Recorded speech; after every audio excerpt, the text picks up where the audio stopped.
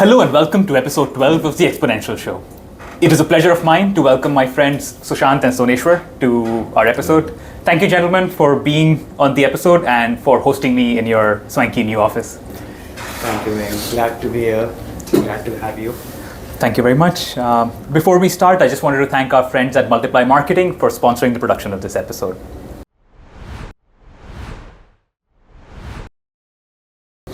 So, guys, we go way back. Funnily enough, we are alumni of the same university, but we never got a chance to meet there. Yes. But as LinkedIn would have it, we reconnected after a few years of getting out of the college. Couple of years, I guess. I think when we were connecting everybody from our college. Makes sense. So thank you to LinkedIn for facilitating this. If you guys can walk us through about your journey in terms of what got you into the crazy world of entrepreneurship, and I'm sure you guys have slightly different stories, but Sushant, if you can please. Yeah. So me and Soneshwar are school friends, to be honest. We are together since grade 9, and we have had this dream of building a large company since we were in school itself. So this knack for entrepreneurship has been like really old, and we have been doing this. Even in school we were... No, it was a dream. We didn't have a plan, but it was a dream. So retire at 30, work your ass off till 30, and you can build something great. And that was a dream that we had, but we didn't know what to work upon, what to do. Right. And like in class 10th, I think mid of class 10th, we got introduced to computer science, and that's when that's I think the wisest decision that we made. And there was a teacher named Arun Prakash Singh. So he kind of build what we are today. So as it's rightly said, like teachers build students majorly, and they shape your career path as well. So I think his whatever he motivated us to do took us till here. So that was the start. Like we had a dream and we built onto it.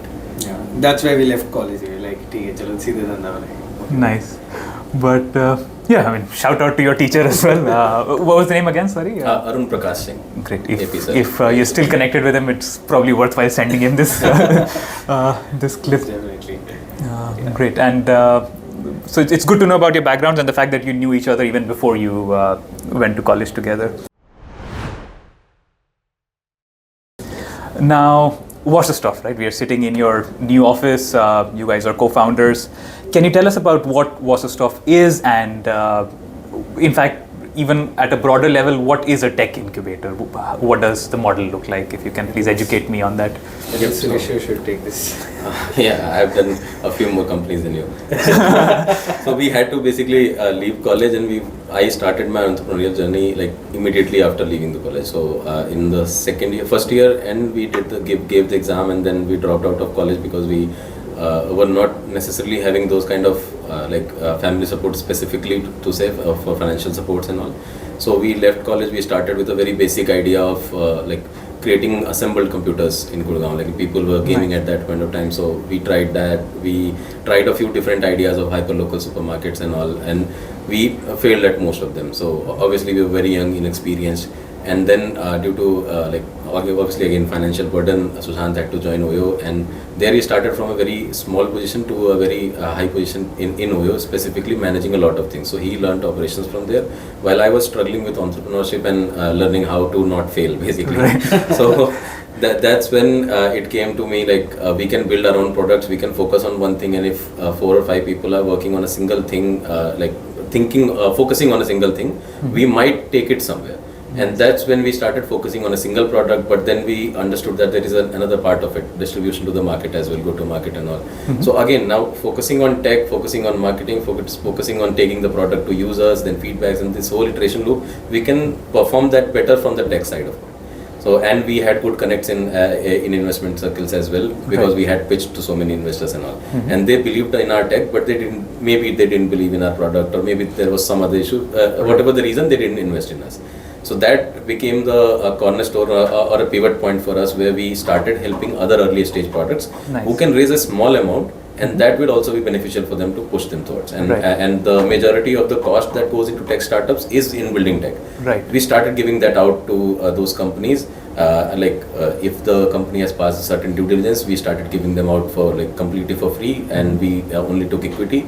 And if they are like good enough projects, we believe in their future, but we don't believe that the founder can do much better. Then in that point, at that point, what we started to do was we took a certain one-time cost to just keep their skin in the game, because there should be something that both the parties lose. So that became the base of our standard operations, and that also became the tech incubator part and the agreements and everything that has been converted to that. Nice. So this was the journey that we had, and we wanted to share that with all the early stage startups, so that they do not make the same mistakes that we made, and they do not actually.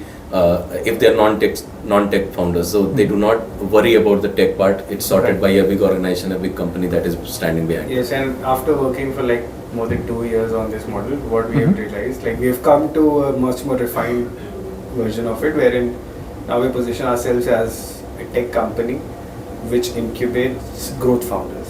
So people who are vertically deep into a particular domain, let's say you are working in, let's say, HR, or you're working in any other domain, and you have like really good connections and understand the problem of that particular industry, but you don't have the ability to build technology.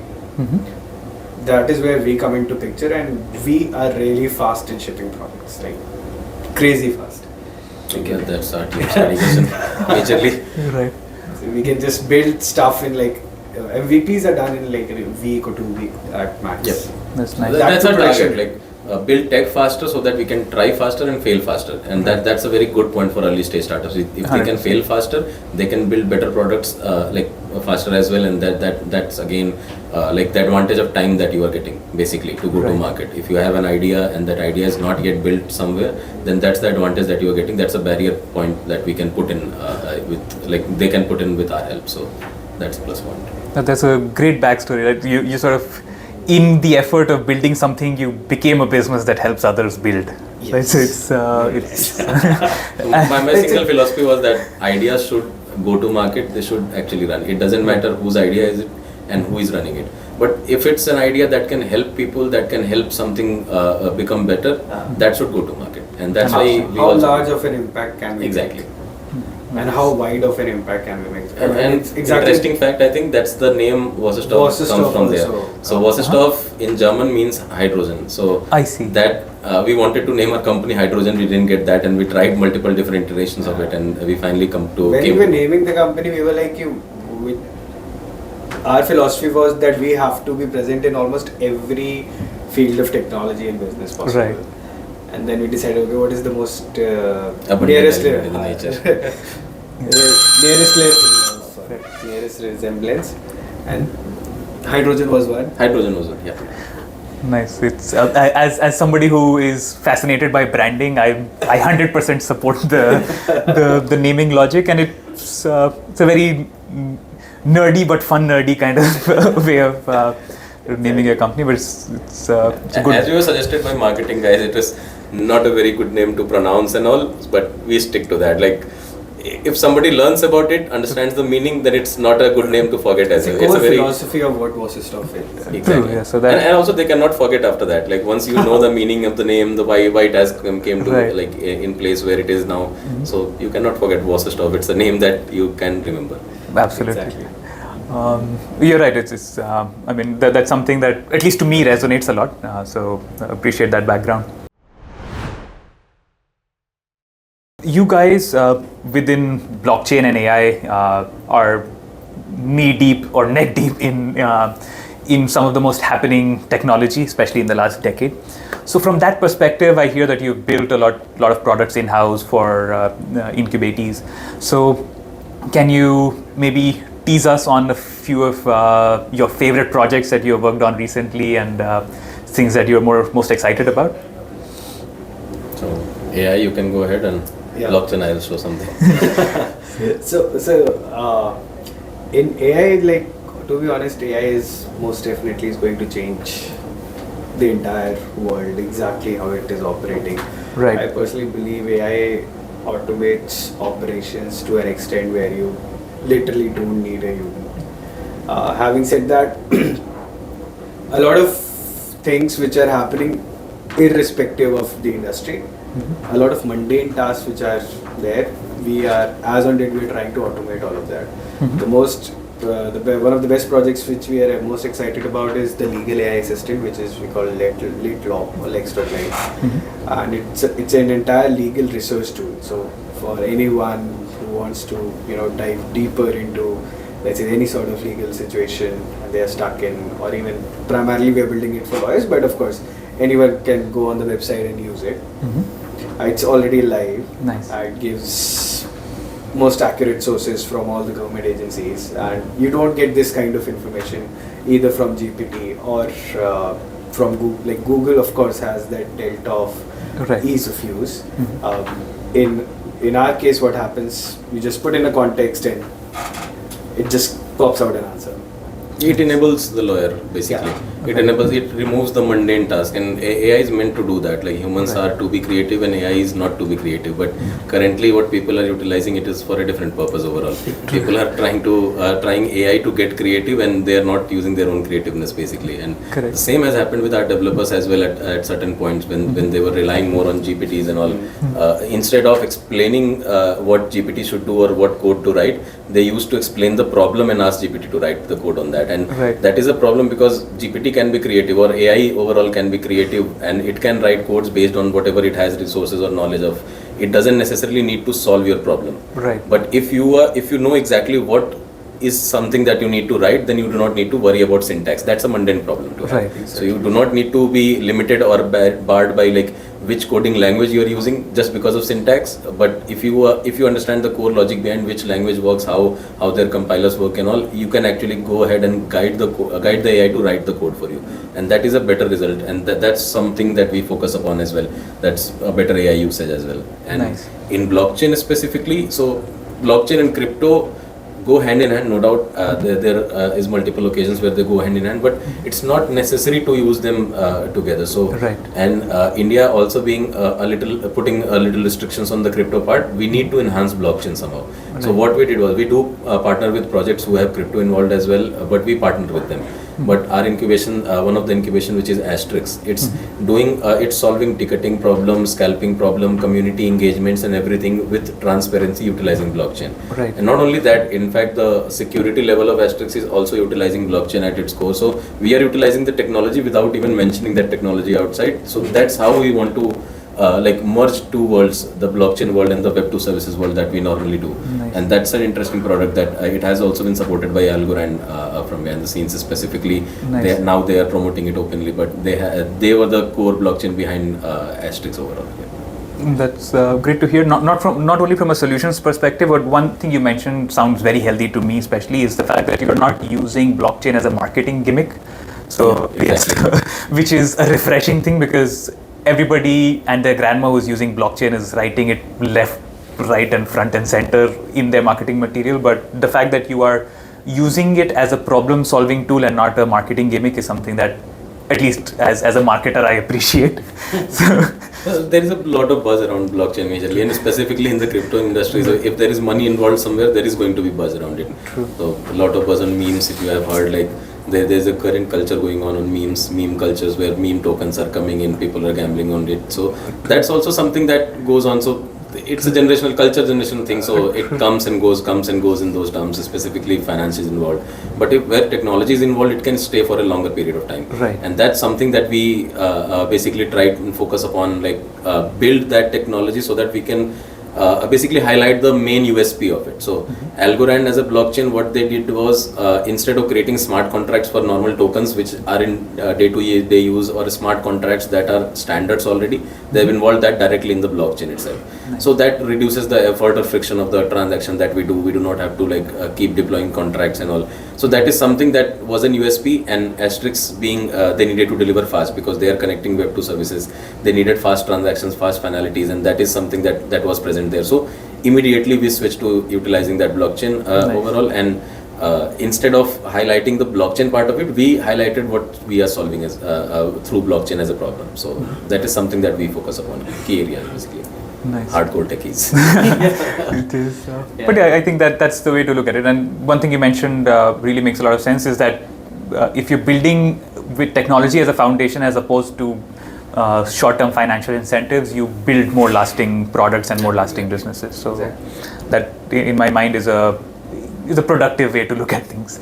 Now, just sticking with the AI and blockchain topic, like you both mentioned, there's been a lot of buzz around these two topics. One for financial reasons, one just how cool it looks, and how much hype it has gotten in media. So how do you break through the clutter and realize, okay, these trends are worthwhile business opportunities while others are just fluff and hype?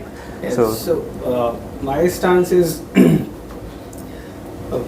irrespective of the technology, whether it is blockchain or AI or anything for that matter, the fundamentals of business don't really change in any case. So since we are primarily technologists, we try to focus on solving problems rather than just go ahead and building anything and everything.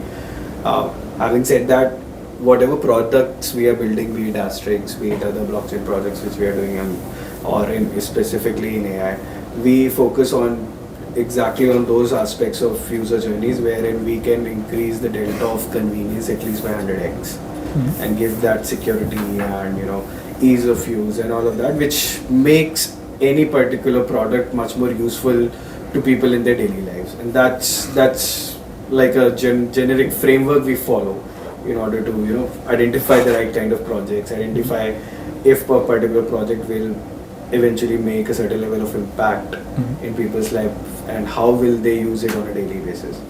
I think Soneshwar would have much deeper thoughts. No, I think it's the exact same thing. I follow the USP. So if there is a USP that can solve a problem, I immediately highlight that out. So like a project that we did is specifically one that solves our own problem, the HR project that you did in AI. So that solves our own problem because hiring was something that was tedious for us as well. So there is a whole screening process that goes through. There is task submissions, there is task verifications, there is queries those people put in. So if somebody has accepted the task and all, then there is interview process that goes on. So we didn't want to get involved in every email, every process, and we didn't also want to hire any non-techie because we understand tech and we can manage only tech guys. Right. We do not understand the office politics and most of the parts that other people can bring in because we can solve technology problems. Right. So we can be help to these people as well who are working for us, and that's how we basically earn their respect. And there is no office politics going on currently. I can imagine. So we wanted to solve this HR problem for us as well. So that we created an AI agent, service of agents. So these kind of applications can become a USP or solve a problem, and we can highlight onto that. And that's how we can keep the buzzword going with value instead of just the buzzwords. The focus is more on value than trend. Got it. Because trend can be anything. Right. 1,000 people coming together just talking about one single thing can be a trend. Right. But value is created when you build something which lasts for at least 10, 20, 15 years. And that is what our primary focus is. Like the passkeys thing. The passkeys, they are present in the Web2 environment. Now you utilize your thumbprints and all to log in and so even in blockchain environment, you could have easily created passkeys just by taking in device information or unique information, creating into a hash which can sign a signature, which can create a signature, and signatures mostly take milliseconds to be created on your local platform. It shouldn't put a load on server as well, and you can create a secure handshake between the device and the website. Without even login, you could actually let some device or keep the sessions alive longer if they are on the same device. They have been behind the scene used by most of the bigger companies, which keep your sessions very lengthy and still do not log you out. And they are big companies like Gmail and all. You keep it login and it's still logged in after 30 days, 40 days, 100 days. If you open your same device, it is logged in. So they maintain the security that way, and that has been highlighted now as passkeys, and finally it has become a standard. Nice. And Internet Computer Protocol (ICP) has built some kind of device architecture which could have easily facilitated this, which is actually facilitating this.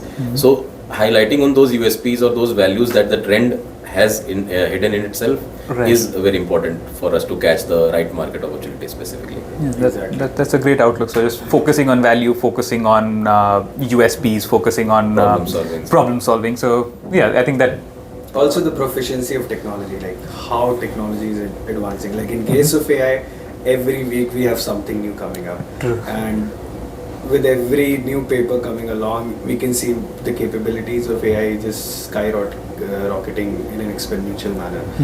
And as what the example of passkeys, like this, now something called as small language models, which can run in much lesser compute. Right. and the entire idea about agents. How, so we also look at from a perspective how we can use these technologies to solve further problems.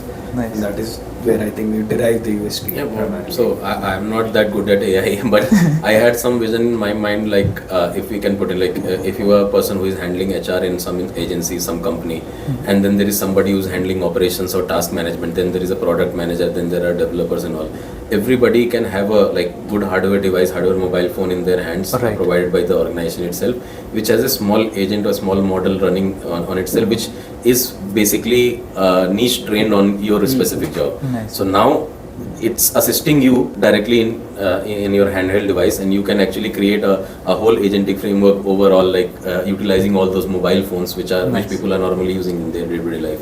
And that is not something that's being done autonomously, but it's a human and AI mixture, because that's your handheld device. It can immediately ask you to do certain things that are that require human intervention and all. And that's a image that I see when I see a product in the future. And if something pushes me towards it, some research paper comes in which provides me a better support, like somebody has done research Right. for me specifically, and I just need to implement it. We'll implement it, and we'll see how this shapes up. So it's more like looking at something what I would require to be in the future, then thinking of how we can build it, and then focusing on how what tools to utilize, what's running around us. And if it's from a part of a trend as well, then it's a win-win for us. Like Makes sense. that's something that adds value to our We company primarily as see, well. watch trends in technology and value in business. Someday we wish to build trends in technology. So that's something that we are. That's the dream.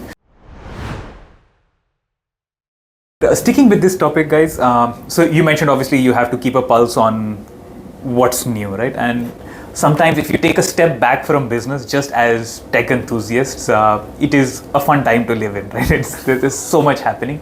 So just business aside, what are the cool technologies, cool trends that you see that you are, as tech nerds, most excited about? What do you think is, what excites you the most? What is the... Personally, I think since I am heavily into AI, from my perspective, like the entire agent framework, AI agents, it's a buzzword, but it's technically it's nothing but autonomous function calling, autonomous tool calling in the backend. But they are very powerful. Like they're so powerful that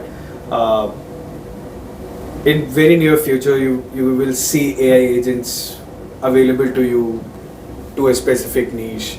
You know how to make money. You can just ask it, okay, just you do take, these things. take this path and go ahead and make money for me. And like this, that's really powerful. Come on, like if you can ask an AI to go over the internet and just generate capital for you, there's nothing better than that. So that is, I think, if we go even further, I think that is what universal basic income would look like, or universal basic compute. Like everyone will have certain level of small compute available to them. Universal basic compute. That is a word I did not expect to hear. I don't understand these things majorly. But yeah, keeping capital aside, if it's an agent that can work for you and you have certain set of mundane works that you have to do every day and it can lessen your time, you can spend some more time like being creative, thinking for the society as well. It's money not making is taken care of by the AI then. Yeah, I think money should be relevant someday in future, but it's not, so let's go with that. But yeah, for me, interesting parts that the technology, growing technology is there. I think these transparent displays which are coming, and VR, combining those becomes AR basically, and I think augmented reality is something that is going to be the future. I have worked on it like few years ago, but I haven't gotten the another opportunity to work on it, but I am going in that direction somehow. Nice. But that is going to be future. Just imagine if you can like look at a person lying, if somebody is in a medical emergency, he's at your home and the hospital, especially if we are in India, we have to think about the conditions here. Right. So if somebody is at your home, you can immediately put in a glass and it can help you do few CPRs and other things just by like switching on the camera. That whole mixed reality kind of thing is required. It can not only go in one direction for entertainment, it can also go in multiple different directions where you can train people. There can be skill labor. India is already working on that skill labor like programs and all. So there can be skill labor everywhere because they can see and practice and experiment at the same time. You can start giving students from early age like different kind of experiences where they learn, interact with people, things people and everything around them, overall the whole environment. The meta classes. Those have been lacking. Like children are now fixated at mobiles, looking at YouTube videos. Like we might also have a part in that in the future when he creates that real AI and all. But I don't want that to be promoted. Like I want children to actually interact more with environment, and that AR can do. So keeping them digital but still enough to like experience the real environments and all. So it's not only one aspect that it's going to change, it's going to change multiple aspects of it, and you just have to pick up the problem, how the AR can solve it or how mixed reality can solve it, and then focus on the USP again, the same thing that we do normally. Very nice. Robotics is another one. I mean, we can just yap about technology. Technology is something that we live in the technology era. I think there will be a lot of things that we can talk about. I can imagine, but next 20 years will look a lot more different than what have been past 50 years. Fast 150 years. 150 years. yeah, it's the acceleration of technology just in our lifetime, fairly short time on this planet so far, it has been insane. Yeah, right? I don't think it's a far-fetched reality like you having like robots just roaming around in the streets. So, Mark Zuckerberg would be very happy with your AR answer, and Mr. Musk would be very happy with your robot answer. But yeah, it's good to take a step back and look at where we're headed as a society, right? So it's an interesting area to explore, and you're right, it's a never-ending discussion because there's so much possibility out there, and the speed at which things are changing is insane. I mean, AR, VR have been existing as technologies like quite some time. The real acceleration is happening after these LLMs are into picture. Now they can be plugged into everything. Yeah, they can actually go ahead and generate things for you on the go. So it's not limited now to the programs that you can build on AR, the programs that we can build on VR. That people are limited. People are limited to our scopes of understanding and all. Right. Now with AI, you can go ahead and rewrite things on the go. So everybody has different experiences. They can experience that whole AR thing in a different way as well. Right. The second part which actually promoted it was this transportability. So now the AR glasses come as a glasses as well. Earlier you used to have a headset and all. Right. So this transportability will also actually make things much easier for developers to go ahead and create.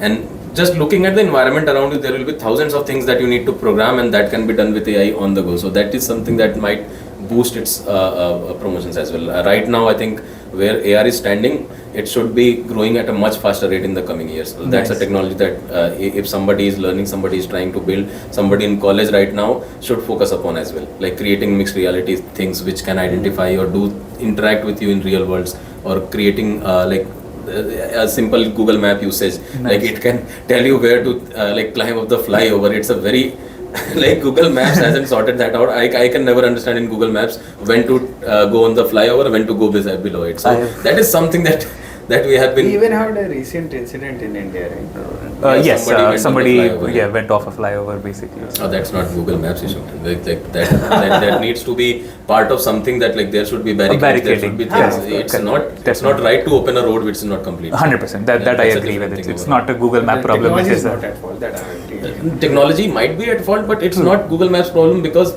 there is a lot of roads to map, and it's a very small road, a part of a road, and if it's showing 100 million people every day correct paths and everything, so it's one fault, there is always a chance of bug in technology, and that's why there is a human intervention needed, and that's why you need to use like obviously the road lanes and everything and proper barricadings and all. 100%. Obviously those guys not be driving thinking of like we can just go blindly on Google Maps. Obviously there will be no barricades, then only they entered. Of course, yeah, there should have been something, but yeah, that's a whole Pandora's box.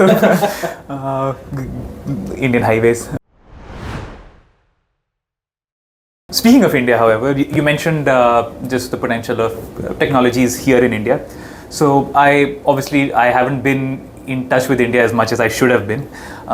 So can you maybe give your on-the-ground view of how you've found your experience building in India, growing in India, from a talent perspective, from a market size perspective, from just growth of technology perspective, just for somebody who doesn't visit here often, can you give me a lay of the land? Very pro-India fan. Obviously, it's my country, and I don't even want to get settled or get outside India because from a business perspective, it's a developing nation. It's going to be a lot of business opportunity. Right. The second thing, like India will always be cost effective, feel homely obviously because we have been here, we are adjusted to the environment. So being a startup guy or an entrepreneur, we can understand those feelings where there will be lows in your business and you can stay where your home is, where your heart is as well. So India has been close to me, will be close to me, and I have focused majorly my technology specifically on India because that's why I am building blockchain without hyping about blockchain, because currently India is not supporting blockchain and crypto that much, but that will progress with the inpour of foreign investments that coming in, with the number of people who are involved in technology growing in. We have seen talents rise. We have seen young students. In fact, one of our youngest project CTO is 22 years old. Wow. And he has not even done college. He's not started even college. He just came out after 12th class and he started learning about computers, and then he became good at programming. Nice. He grew with us. Then he joined the project that we incubated. So these kind of things we have started looking upon. Even small universities or universities that were private universities, which actually were known only to take good fees and give good quality of hospitality instead of education. Even their people, even their students and college kids have started growing up. There has been a culture of creating startups, building things, building different clubs, communities. They are interacting more. So somehow that shift we have seen in India as well. Education is becoming priority. People are getting more exposure. So I think this is the future where you want to build upon, because this is a growing market, and I think we haven't yet tapped in 10% even of India, because 90% is still in rural areas and all. They are not expanding that much. We have to tap in those markets as well. We have already started an initiative where we have started employing rural. I started from my own village. That's the first initiative. Nice. That's obviously costing us as well. So we have to grow slowly on that. But we have started where we are teaching them a little bit about technology, and we are hiring them in their place itself, so that it's cost-effective resources come to us as well, and we also reach to rural areas basically. So that's something that we have a target for, but right now we haven't grown that much that we can fulfill that promise right now. But yeah, we have started on it. It's great that at least you're thinking about it, started taking action on it, and India as a market, I think it's absolutely huge. Of course, it's a developing nation, so per capita income will most definitely it will go up. But even at this point in time, like if someone is building something for India and they can find how to just reach to the mass audience, and 70% of the country lives in rural areas, and they have like income less than 10,000 rupees a month or something like that, if I'm not wrong. Much less than that. There's one interesting company, I'm forgetting the name, but they are essentially using AI and helping farmers.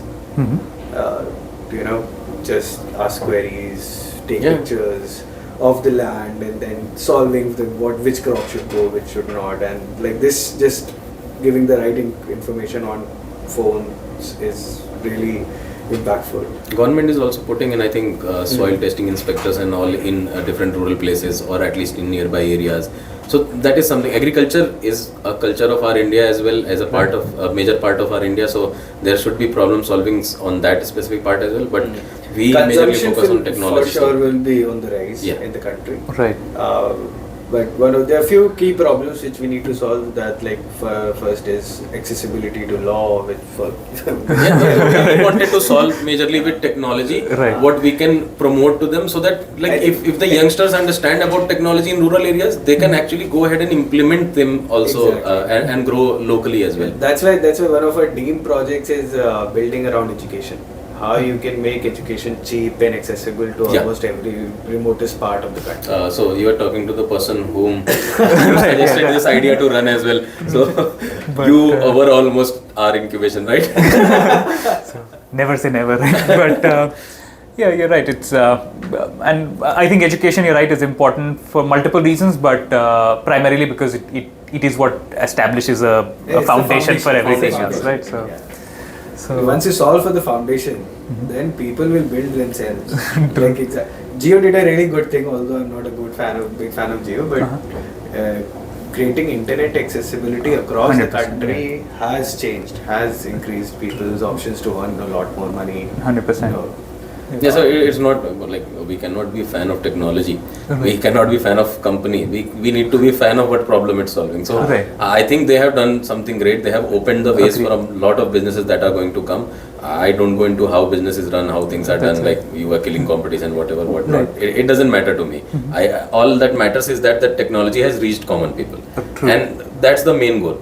So whoever is making money out of it, it doesn't matter if it has reached to certain people and that is helping them grow. Everyone has like internet connection in these days. Yeah, it is. And that has increased. And if we give a cheaper education and specifically in their language, because somebody is building for India LLM that can understand Indian languages. So we are not we do not get back from using open source materials, open source things, research papers, technologies, or collaborate with people or collaborate with technology.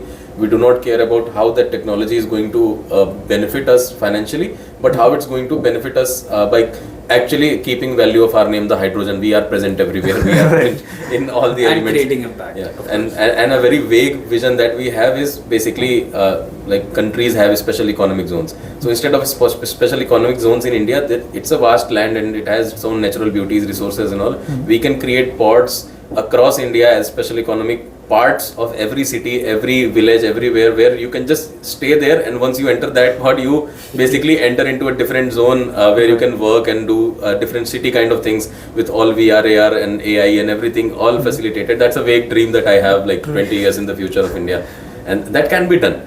And the pace that we are seeing the technology grow, that can be done. It's not only a dream that we have. That's the dream that we had in 10th, 11th class when I was saying like we wanted to build something for India.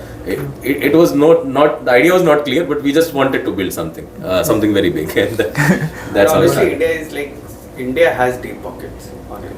Right, has spendings and after this latest technological boom, whether it is crypto, Bitcoin or AI, even Indian investors are now getting more and more tech savvy. So it's not just foreign investment. The native investors are also like ready to open their pockets, invest money in early stage companies, take that bet, take that risk, which we couldn't see at least like 5-10 years when we started. Good to know. But yeah, it's good to know not that, like you said, investors, companies like Geo, people like you are betting on India and betting on India big. So it's good to see that paradigm shift in India, and the fact that you're as vague as you said your vision is, at least you're thinking about it, at least you're working towards it, and that's something that has meaning to it, right? The fact that you are it's something that's cognizant in what you are working towards. Now with that, gentlemen, we come to the last question. So you talked about the long-term dream, but if I may ask you to tell us what's next around the corner. So any new projects, announcements, anything that is just right around the next turn. Something that we are launching in AI? Yeah, we are launching a lot of things in AI. So first is of course this legal AI assistant which we are launching. We're excited. We are partnering with like one of the very largest law firms in India. I can't disclose the name as of now, but yes, that is one step ahead towards. There are a few things. We are launching an AI recruiter. To be honest, it helps you just go out, fetch the resumes, get you the right candidate you want. Right. And there are a couple of things. I think all these announcements, like by the end of this month, we'll have at least 2 to 3 projects live. Nice. We have one of a very interesting like automated article generator sort of a thing. Oh yeah. If somebody wants to like get a news bulletins and all, they can just write the topics or things that they are interested in, and they'll get daily WhatsApp messages with everything that's going on those specific topics. Nice. People can look in like if they are from an organization which is handling multiple companies, they can put in all those companies' keywords and all, and they can look at what market is saying about them, any article is being published, anything. So these kind of alerts and all very small problems that we wanted to solve for ourselves, now we can build them into products and all. Nice. So I think that the suite of that whole suite of tools, that AI tools, is known as Buxa. So we are going to launch at Buxa AI. Wow. So that's toolbox. Like next 2-3 months will be really exciting. Like we'll be launching a lot of looking forward to it. For those of us who want to stay tuned, what's the best channel to do so? That's something that we need to create. Even our website is not updated. I think being a tech company, we are not very keen on making people know what we are building. We have to go there. We have to follow social media route as well. So we'll keep updating. We'll build on an LinkedIn. AI for that too. And AI to post on LinkedIn. Post on LinkedIn and all. But Yeah, we'll add that in Buxa. Buxa comes from what I have seen in my village, the tractors and the combines that goes on in the toolbox, it's written Buxa. Right. That's where I think like everything is there. I think we should launch a community first. Community first, yeah. We Asterix will help us do that. We'll launch a community wherein people can just, hop in and contribute and get the latest update around what Wasserstoff is doing and what. I think we are launching a couple of things in blockchain as well. Yeah, blockchain, we are launching a lot of things. So with ZK Cross, the product which is working specifically on hiding all the complexities of chain, basically abstraction, if you go by the computer name or the jargon that's going on currently. So we are working on abstracting all the data, all the unnecessary complexities from a transaction or from interacting with the blockchain by putting in a super account in front of it, and so that like people do not need to worry about all the keys and everything that they have. Then we have a college students project who have actually I was talking about that thing. So they have created using ICP and all. They have created this public key, private key signature thing, which we want to keep, and that can be utilized as a key management system for all those wallets who are working, who want to have a recovery based wallet but do not want to save the seed phrases and all, but still do not want anybody else to hold that key. So not your key, not my key type of thing. So that they are launching, and then in Asterix we are launching the whole SDK or suite so that you can utilize them to create your own event flows and community flows and everything, and you can connect it to any chain that you want. Asterix will primarily work on Algorand because our transactions need to be finalized and done faster. So we had few options of that faster chains and who can handle more transactions. So we'll keep working on Algorand, but we'll still want other blockchain communities and other people and normal companies, organizations, anybody to build things on that. So that is one thing. And one thing that's something that's close to my heart, which I wanted to do, was 4Paws that we are going to start. So it's basically a gamified platform to digitally adopt any animals that you see. Like, so in India we can very commonly see cows and dogs on the street. So and in fact cats in some places as well. Right. So those we can take in, and you can support those 4Paws by either playing through digital cards and all, and then you can digitally adopt that dog or cat as well, which will be kept in shelters, which we'll fund. So we are partnering up with NGOs whom we'll fund from the money that we have earned. So first we'll start donating, and then we'll open it for community. And all the donations that you are doing, those donations normally you cannot verify if that's going to a correct party or not. So we'll be partnering with vets, we'll be partnering with NGOs and all, so that we can put those transactions on blockchain as well. So that is virtually verifiable anywhere. So like you live in Thailand and you can adopt like 10 different stray dogs in India. And get their updates when they're eating. And all those dogs will be created into basically collectibles, digital collectibles. I see. Now we'll break them into parts. So if you, let's say, if you are a dog lover and you have 5 people in your family who are dog lover, you can break that collectible into 5 different parts, and every one of them will have a collectible, and you'll be playing a game like Feed My Dog and do those kind of things. You'll be playing on a daily basis. You'll getting alert, yeah, he's not fed, and in actual real life we'll be going to feed them as well. So together, so we'll keep on alerting you. So today his meal has not been there, or you can directly go ahead, and if you're not that game, not that person who plays game or does something like that, you can go ahead and directly adopt that digitally, and you can start an auto payment system or something directly to that organization, which will provide that to the NGO directly. A lot of cool things going on under the hood, and I look forward to what you guys are doing. Obviously, we'll talk more often, meet more often. Looking forward to hosting you guys in Thailand soon. Yeah, sure. But most importantly, thank you for taking the time. It is always a pleasure speaking with you, and great meeting you guys in person today. Sure. Okay, thank you, me too as well. After college, I think even in college we didn't get a chance to meet. So exactly. So I think it's a good thing that we let's say nice meeting you for the first time. Nice meeting you here. Likewise. Thank you, Sushant. Thanks. So life has come full circle on Sona Road. On Sona Road. Yes. Meeting guys. True. 60% of my career is in this. 60% of career has been spent in this own building, this building itself. Oyo, he started here, and then his own company started here. So I think that's great to know. So thank you to everybody who tuned in. It was a pleasure having you guys. If you guys like, please make sure to subscribe, and we'll see you in the next episode.